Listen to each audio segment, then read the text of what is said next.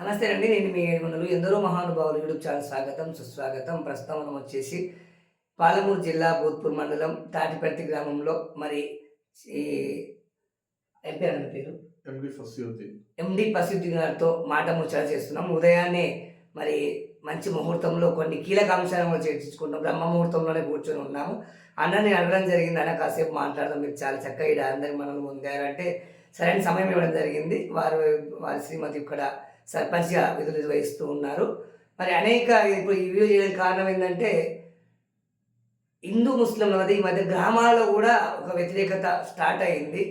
ఇక్కడ గోల్డ్ సీట్లు జరుగుతున్నాయి, అది తీసుకొచ్చి ఊళ్ళో పెట్టాలి, మీరు ఇట్లా రావట్లని దూషించుకోవడం కూడా జరుగుతుంది.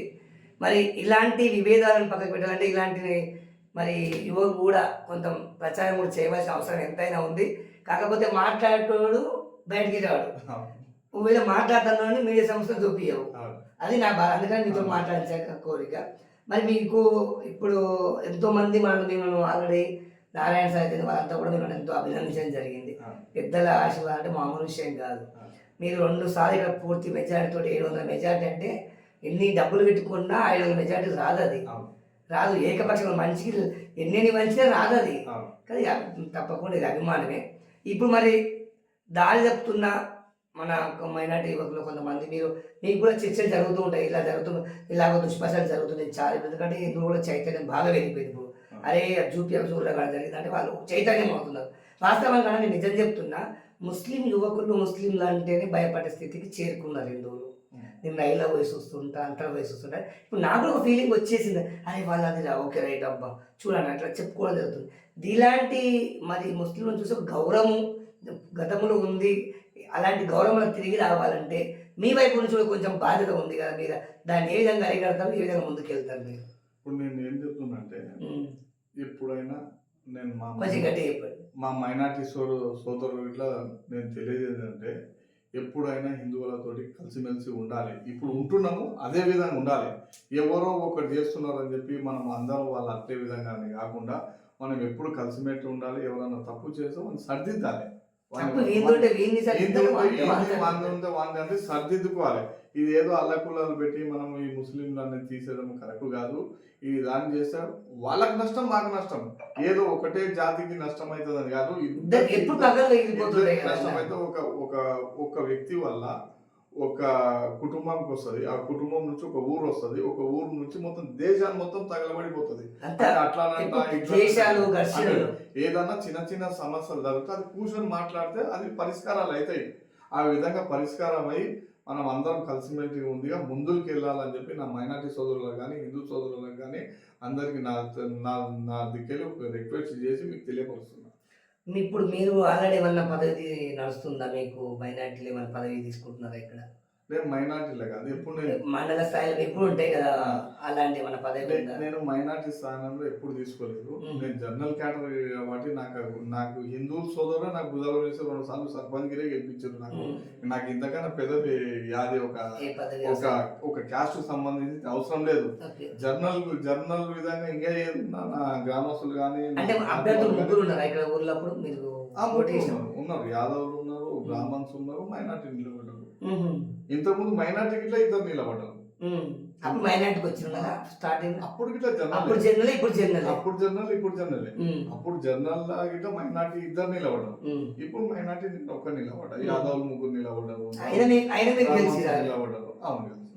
చూడండి, మరి పూర్తిగా హిందువులు ఉన్నప్పటికీ, యాదవ సోదరులు ఉన్నప్పటికీ, మరి వీరు ఎంత కష్టపడి ఎంత శ్రమిస్తే అంటే నిస్వార్థంగా పనిచేసినందుకే మరి ఈ గ్రామస్తులు పూర్తి మెజార్టీతో గెలిపించడం జరిగింది.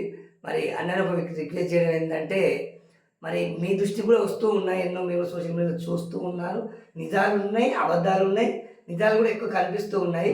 మీ పరిధిలో ఎక్కడైనా అలాంటి హిందూ ముస్లిం ఘర్షణ జరిగినప్పుడు ఎవరు తప్పు ఉంది, ఏది రైట్ ఉందనేది కూడా పర్యవేక్షించి ఎవరు తప్పు ఉంటే వాళ్ళని కూడా చక్కదిద్దే ప్రయత్నం చేస్తారని నేను మీడియా ద్వారా కోరుకోవడం జరుగుతుంది.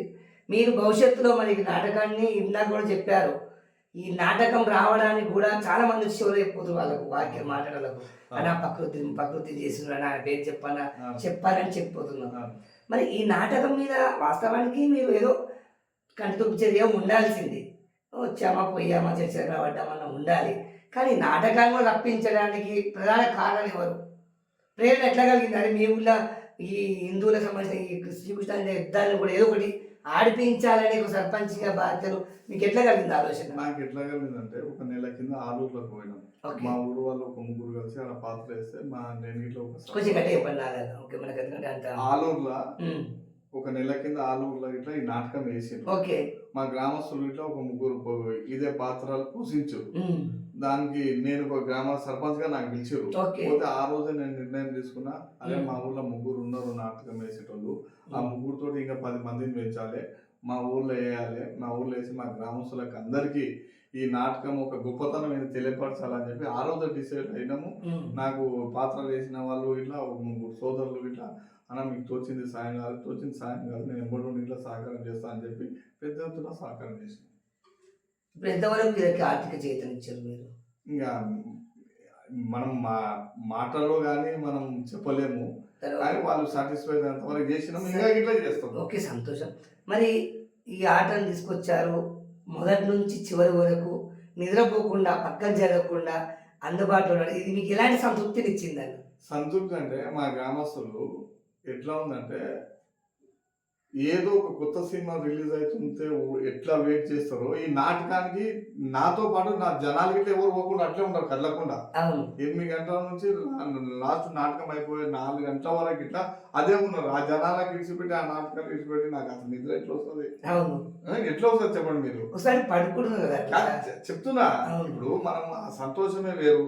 ఇప్పుడు ఇంతమంది వచ్చి మా ఊర్లో నాటకం వేయడము, మా గ్రామస్తులకు ఉత్సాహపడము, సంతోషపడడం అంటే మామూలు విషయం అయితే కాదు. ఎంతో మంది మీరు ఎక్కడి నుంచో వచ్చి మీరు నిద్రపోకుండా ఉన్నారు, నేను ఒక గ్రామస్తులుగా నేను నిద్రపోతే ఏమైనా ఉందా? నాకు గ్రామస్తులు నాకు ఎందుకు గెలిపించినట్టు?